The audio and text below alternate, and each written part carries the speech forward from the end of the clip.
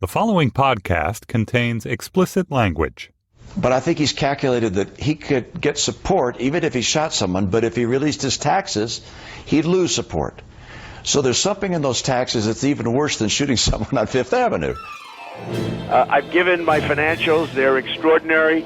This is not like a normal tax return. This is I understand that. What is your tax rate? It's none of your business. You'll see it when I release. We'll look at that. Maybe I'm going to do the tax returns when Obama does his birth certificate. I saw something today that said I emailed the tax returns. You didn't get them, Hillary?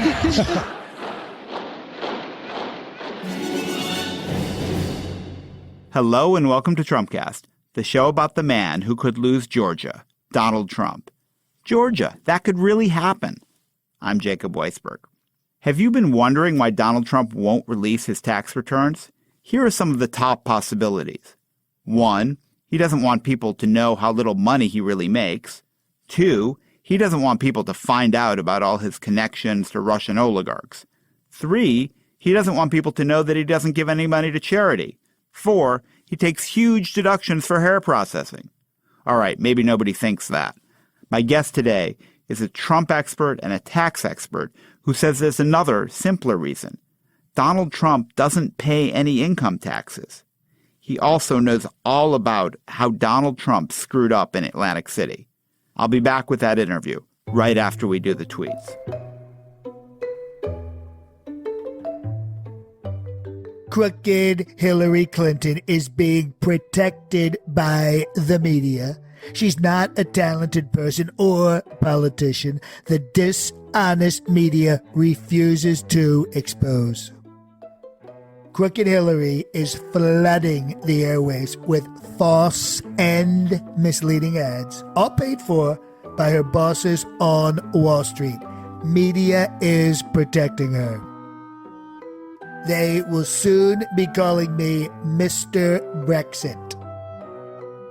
The reporting at the failing New York Times gets worse and worse by the day. Fortunately, it is a dying newspaper.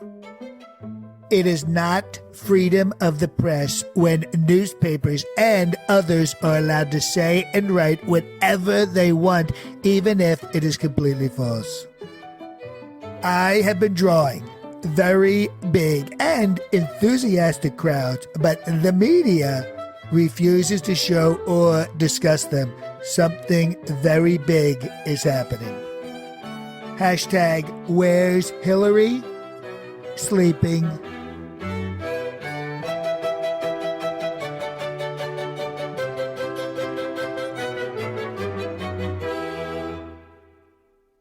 My guest today is the investigative journalist David K. Johnston. He's a former New York Times reporter, and he is the author of a new book called The Making of Donald Trump. David, welcome to the show. Oh, Jacob, thank you for having me. So you've assembled a lot of files on Donald Trump. Yeah, I probably have the largest private collection of Trump documents because Wayne Barrett, who was the first reporter to get onto him, shared all of his with me. So you take his and mine, and I think we have more than anybody, including the Washington Post. But I could be wrong. So how did you get onto this story? I mean, I assume you're not just a Trump obsessive as a hobby. You started covering him as a journalist back in the 80s, right? Right. I left the LA Times, where I'd been an investigative reporter for years, and went to Atlantic City for the Philadelphia Inquirer in 1988 because I believed casino gambling was going to take off and spread all across the country. And I thought somebody should document, did the government really clean up this industry, and how did regulation work? And within days of arriving, I met Donald. I quickly sized Trump up as a modern P.T. Barnum selling you a ticket to the Fiji Mermaid. And then I began learning from his competitors and some of the people who worked for him and gamblers that Donald didn't know anything about the casinos. He didn't know the games, he didn't know the odds, he didn't know management of customers. All Donald knew was how to draw media attention and how to take money out of the buildings as fast as he could. So one of the things you focus on a lot, David, is what it takes to legally have a casino license and how Trump got around that. They have really strict rules, right? I mean, you can't have any criminal background. You can't have any association with criminals. How did Donald Trump get around those rules? Well, understand how strict the rules are. The standard in law is that a woman applying to be a blackjack dealer, that's a very low-level license, who did not reveal she had given discounts to her friends at the cash register when she was a teenager, was found morally unfit and denied a license. That's a pretty high standard. When Donald applied for a casino license, he persuaded the Attorney General of New Jersey, who was about to run for governor, to not do the thorough investigation done of every other casino owner that typically lasted 18 months. He agreed to do it in 6 months, and they did it in 5.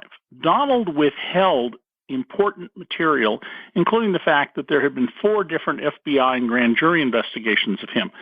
That should have prevented him from getting a license, but because at the very last moment he told the state about it, they overlooked that.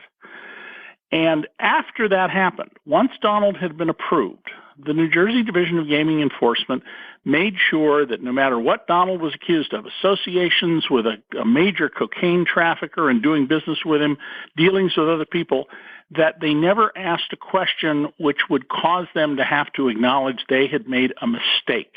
That is, they had a common interest with Donald in protecting his license. Because let's be realistic, once this guy's operating a casino there, you can't take his license away. You sure don't want to take his license away. I mean, a lot of jobs depend on that. A lot of revenue for the state depends on that. Well, actually, Jacob, the law provided for this. The state would step in as a trustee, the casino would be sold, and a new licensee would take over. If he were to collapse, which is what came up in 1990 when Donald couldn't pay his bills, and I broke the story that he wasn't a billionaire, and the official government documents a couple of months later confirmed that, that would have been a disaster, because if the state had not taken Donald's side against his bankers, he would have collapsed and all these jobs would have been lost. So Donald early on was a beneficiary of a too big to fail policy, not for bankers, but for a casino owner. Let's talk about some of these characters who were hanging around with Trump when he had the casino and who could have caused him to lose his license if the story had come out. These are some colorful characters. There's a guy called Joseph Wexelbaum. Is that how you say his name? Yep, Joey Wexelbaum. He's a mob associate who was a major cocaine trafficker and who actually handled the drugs, which is a little unusual for somebody who's a trafficker. He was indicted over his shipments of up to 1,500 pounds in Cincinnati, Ohio, along with his crew. And once he agreed to plead guilty, his case was mysteriously moved, and I mean, nobody can explain this, to New Jersey. None of the crimes were in New Jersey. They were in Miami and they were in Ohio and states near Ohio. And it came before a federal judge named Marianne Trump Berry, Donald's older sister. Now, she removed herself from the case, but in doing that, she had to explain that she flew in this drug trafficker's helicopters because this guy supplied Donald Trump with his helicopters and managed Donald's personal helicopter, the Ivana. Her husband, a lawyer for Trump, flew in Donald's helicopters. So here you have a federal judge who regularly is involved with the commercial interests of this drug trafficker. Well, it got moved to another judge. Donald wrote a letter pleading for mercy for this guy because he was a stand-up guy, a diligent guy. And the little fish in this ring, they got up to 20 years in prison. Joe Wexelbaum, he got 18 months, and when he got out, he moved into Trump Tower. So why does, I mean, there are a lot of accusations about Trump that I believe, but boy, he doesn't seem like someone who even wants to hang around with drug dealers. He's certainly not interested in drugs himself. He doesn't even take a sip of wine.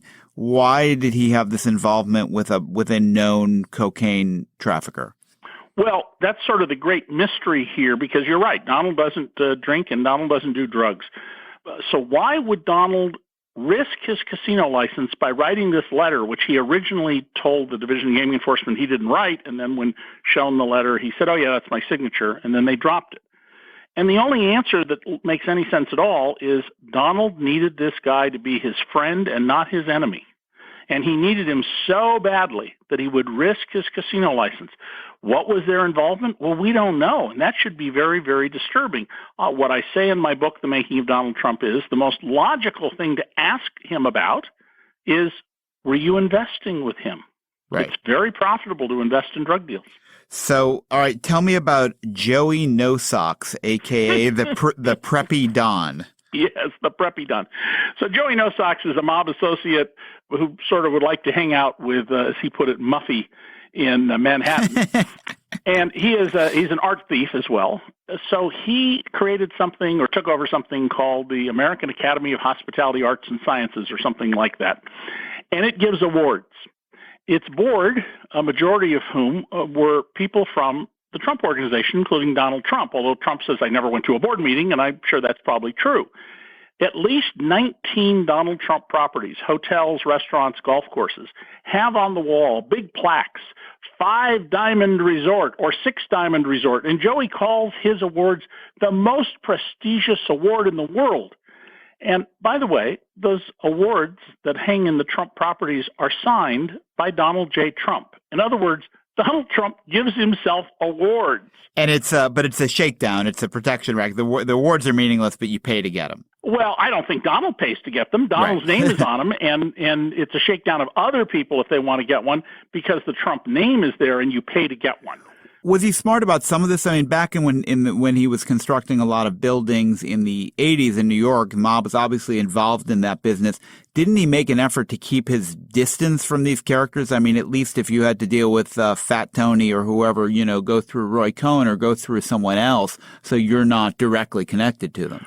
Well, in the construction business in New York back then, you had to deal with the mob. They controlled the Teamsters and the cement workers and a bunch of other unions, including the house wreckers. And Donald did his dealings primarily through the notorious Roy Cohn, who was his mentor. He's described him as his second father. And he's also said that the great thing about Roy is he would brutalize for you. But the difference is the other big developers in New York, notably the Resnick and LaFrac families, they went to the FBI and said, would you please rid us of these mobsters? We've got guys who have done things like put a knife to the throat of one of our telephone operators and threatened to kill her if we didn't do what these guys want. And Rudy Giuliani's crew eventually got this broken up and these guys sent to prison. Donald didn't run to the FBI for help. He ran to Roy Cohn to make friends with these mobsters. So when there was a cement strike in 1982, when he was building Trump Tower, which is a concrete building, not a steel girder building, every construction site in New York that was getting concrete shut down except one, Trump Tower. And Donald bought his concrete from S&A Concrete, secretly owned by Fat Tony Salerno, the head of the Gambino family, and Paul Castellano, the head of the Genovese family. Which is where you had to buy your concrete from. Yeah, they weren't the only supplier, but one way or another, you were going to deal with the mob if you bought concrete. And one of the charges that sent Tony Salerno to prison for life was the excess price that Donald paid for concrete for another building of his on the Upper East Side of New York. So, David, another thing you know a lot about is Trump's taxes. You probably haven't seen the returns, but if we were to see those returns, what will we learn, do you think, about Donald Trump, taxpayer? Donald probably has not paid taxes in almost 40 years. We know he didn't pay income taxes from various public records in 1978, 1979, and in the early 90s. And I broke the story recently that he didn't pay any in 1984, and we know that from two tax audits, one by the state of New York and the city of New York. Your state of New York tax return is essentially identical unless you're a retiree with your federal return. Donald reported that in 1984, his biggest year up to that point, that's when all the money from selling Trump Tower apartments and rents started coming in and when his first casino opened. So it was his biggest year. He filed a tax return for what's called a Schedule C. It's what freelancers and sole proprietors do, with zero income and over $600,000 of deductions. State and city auditor said, please justify these deductions. He couldn't. And then Donald told his longtime tax guy, who's a lawyer and a CPA, to file an appeal. So there were trials held in both cases. And in the city trial, the tax return was shown to Donald's tax guy, who said, that's my signature, but I didn't prepare that tax return. That's pretty good evidence of tax fraud. The judge was highly skeptical of it. No one could find the original return, only the photocopy. And my first investigative reporting award more than 40 years ago was for proving somebody used a photocopier to put his name on somebody else's records and then run a whole bunch of scams off of it. Unfortunately, we don't know more. The state routinely destroyed the records, but we do know Donald paid no income taxes that year. But that's a civil case, $600,000 in unsupported tax deductions, and it's just a civil case? I mean, don't people go to jail for things like that? No. There are about 150 million people will file a tax return this year. The federal government will file criminal charges in about 1,500 cases. Most of those will be against drug dealers or other people engaged in illicit activities or against politicians who are on the take.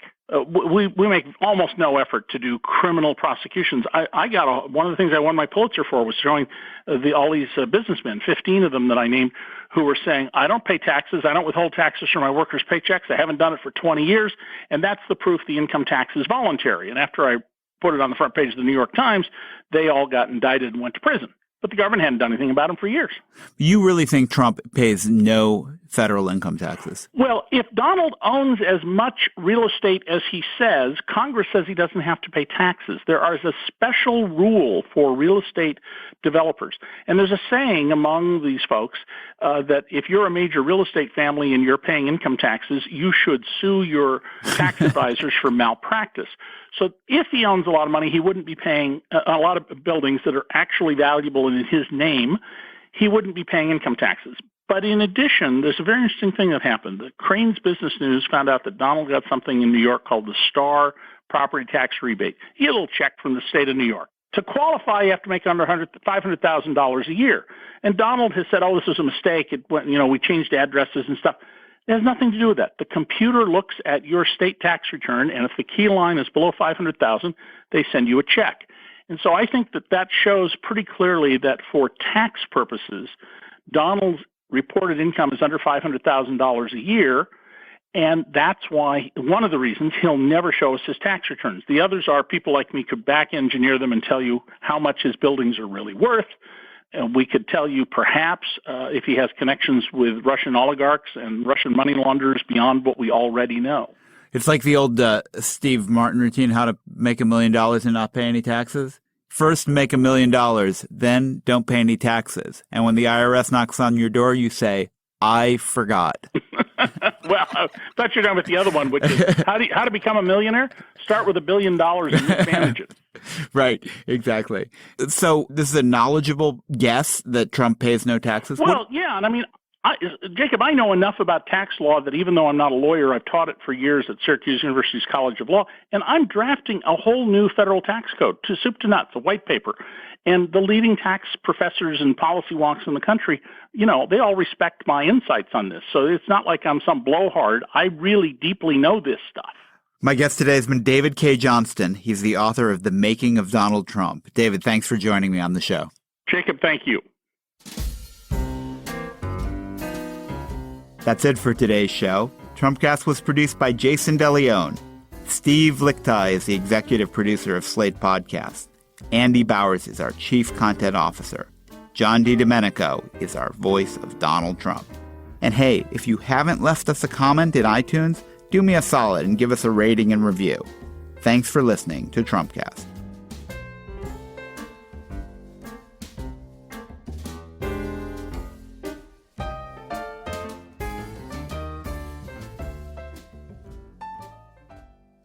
I think it's an absolute disgrace how MSNBC and CNN cover my speeches live from end to end, unedited, and then take my words out of context. They're terrible people. In every city, she encouraged them to enjoy what she called the cheerful hurly-burly of city life. In every town. And now we've just been around long enough, and the town looks so much better. There are people who want to change things. And I thought, oh my gosh, that is so cool. Why can't we do that in my community and other communities everywhere? To make them better. My point to them is it can be better. It can be better than that. It'll be different. Or to protect things from getting worse. If you're a responsible person, you have to oppose things that are dumped right on your neighborhood, right in an area that you know about. I'm Rebecca Shear, inviting you to check out Placemakers, the podcast from Slate Magazine about the spaces we inhabit and the people who shape them. Subscribe now to Placemakers. you'll never look at your community the same way again.